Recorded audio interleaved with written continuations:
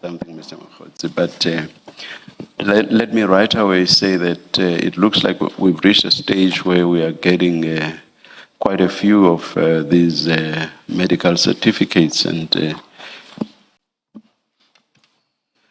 this is quite bothersome. It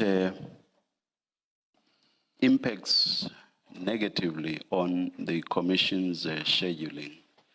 Because once we do not have a witness, and we usually get to know of that on the day, we lose time because we do not sit on that day, and it gets worse if a witness has been scheduled for more than just one day.